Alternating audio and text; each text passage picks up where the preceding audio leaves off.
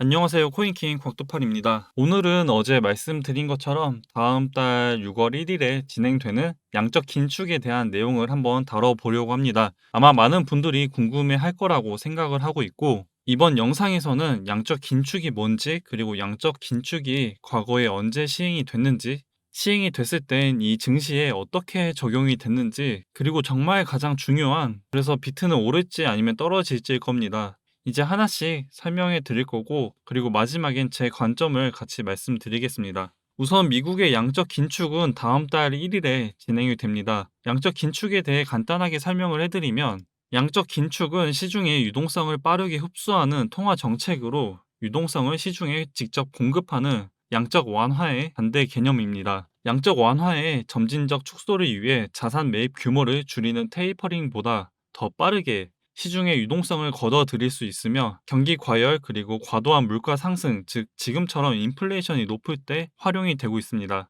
이제 2년 전 코로나 및 경기 침체 시점에 제로 금리 양적 완화로 경기 성장을 유도했고, 지금은 너무 지나친 인플레이션이 진행되고 있으며, 그리고 더 나아가 스태그플레이션까지 발생할 가능성이 있다고 판단되기 때문에 금리 인상은 올해 진행되고 있고, 이제 다음 달 1일부터는 양적 긴축까지 같이 시행이 됩니다. 이제 다음 달에 시행되는 양적 긴축을 정리해 보면, 3개월 동안 국채 300억 달러, 기관채 175억 달러, 주택 저당 증권 175억 달러를 축소하고, 그리고 그 다음 3개월부터는 2배로 인상의 양적 긴축이 시행됩니다. 국채 600억 달러, 기관채 350억 달러, 주택 저당 증권 350억 달러가 진행이 되고, 이제 이걸 정리해 보면 6, 7, 8월 달은 총 650억 달러 한화로 82조 8,555억 정도가 양적 긴축이 진행이 되고, 그 다음 9월, 10월, 11월은 총 1,300억 달러 한화로 165조 7,110억 정도가 양적 긴축으로 진행이 됩니다. 상황에 따라 달라질 수도 있겠지만, 지금까지 나온 기사를 정리하면 이렇게 진행이 될 거라고 보고 있습니다. 이 양적 긴축은 과거 5년 전 2017년도에 진행이 됐었고, 당시 상황을 보면 15년 12월부터 미국의 기준 금리가 인상되기 시작했고, 19년 1월 2.5%까지 금리가 오르면서 끝이 났습니다. 양적 긴축은 17년 10월부터 시작해 19년 9월까지 진행이 되었고, 이 양적 긴축을 통해 미국은 2년 동안 연준의 대차 대조표를 많이 감소시킬 수 있었습니다. 이제 그 다음 궁금하신 게 양적 긴축이 시행되고 미 증시가 어떻게 됐는지, 이 부분이 궁금하실 텐데, 당시 나스닥 차트를 보면 나스닥뿐만 아니라 S&P 500 또한 같이 우상향했습니다. 금리 인상이 처음 되었던 2, 3개월은 전체적으로 조정을 받았지만, 그 이후 양적 긴축이 시작되고 난 다음까지도 미 증시는 계속해서 우상향을 했고, 금리 인상이 종료되는 시점엔 미중 무역 전쟁을 영향으로 인해 3개월간 조정이 나왔지만, 그 이후에도 회복하는 모습을 보여줬습니다. 결과적으로는 과거의 데이터를 봤을 때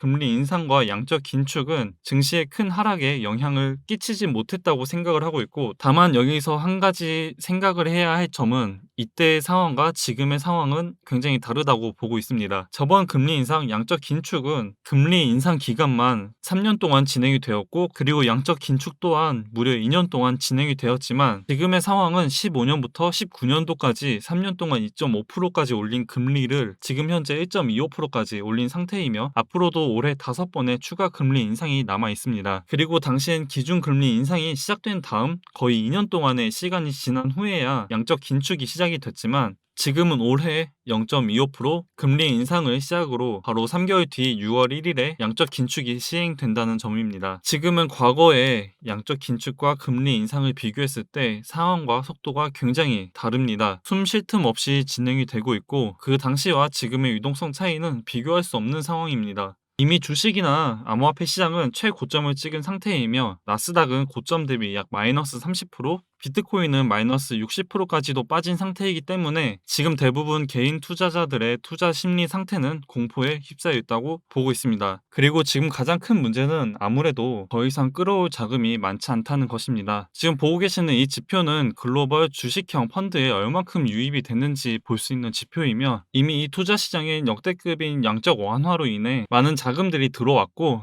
이제는 앞으로 시행되는 정책으로 인해 빠질 일만 남았다고 보고 있습니다. 불과 몇 년 점만 비교해봐도 점점 대출조차 감당하기 힘든 금리이기 때문에 쉽게 선택해 받을 수도 없는 상황입니다. 그만큼 시장은 얼어붙은 상태이고 이런 악재들은 해소되지 않고 있으며 호재라 보고 있는 것은 아무것도 없기 때문에 이번 양적 긴축은 저번과 다르게 하락을 불러올 거라 보고 있습니다. 하지만 저는 오히려 한번 노려볼 수 있는 시기라고 생각을 하고 있습니다. 그리고 이 시기를 저는 올해의 첫 번째 기회라고 보고 있습니다. 올해 우크라이나 러시아 전쟁 때와 마찬가지로 모두가 공포이고 투자에 대한 관심도가 점점 떨어질 때가 항상 기회였습니다. 차트적으로 봤을 때도 주봉상 이미 RSI 과매도 구간에 근접한 상태입니다. 여기서 6월달 양적 긴축을 스타트로 주봉상 과매도 구간에 들어선다면 저는 그때가 한 차례 기회라 보고 있습니다. 이 구간을 왜 기회로 보고 있냐면 주봉상 RSI 지표가 과매도 구간에 접어들었을 때는 나중에 결과로 봤을 때 결국 우리가 생각하는 저점의 위치였습니다. 이 구간에 저점을 잡지 않아도 충분히 비트만 100% 이상의 수익을 낼 수 있는 구간이기 때문에 저는 주봉상 과매도 구간에 접어들었을 때가 충분히 진입할 메리트가 있다고 봅니다. 그리고 지금도 이 구간을 기다리고 있습니다. 여러분들도 이렇게 각자만의 매매 기준이 하나씩 있었으면 좋겠습니다. 이제 그런 부분을 도움드리고 싶어서 영상만 올리지 않고 최근에 카페 글까지 추가해 작성하고 있지만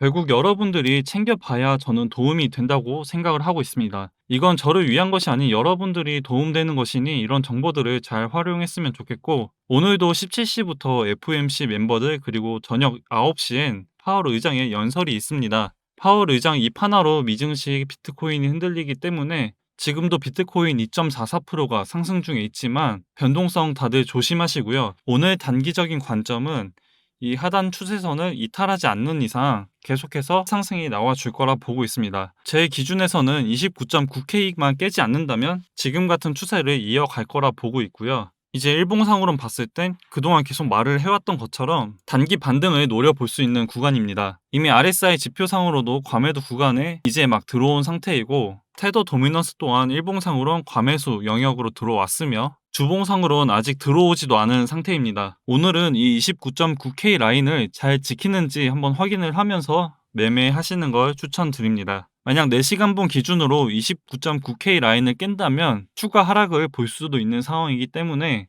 잘 대응을 하셨으면 좋겠고 이제 연설에 대한 내용은 제가 정리를 해서 이 카페에 올려보도록 하겠습니다. 제가 준비한 내용은 여기까지이고요. 오늘 하루도 다들 고생 많으셨습니다. 오늘 새벽에도 카페에 좋은 내용들 한번 공유를 할 수 있는 글을 작성해 보겠습니다. 코인킹 곽두팔이었고 도움이 되셨다면 구독과 좋아요 그리고 댓글까지도 한번 부탁드리겠습니다. 감사합니다.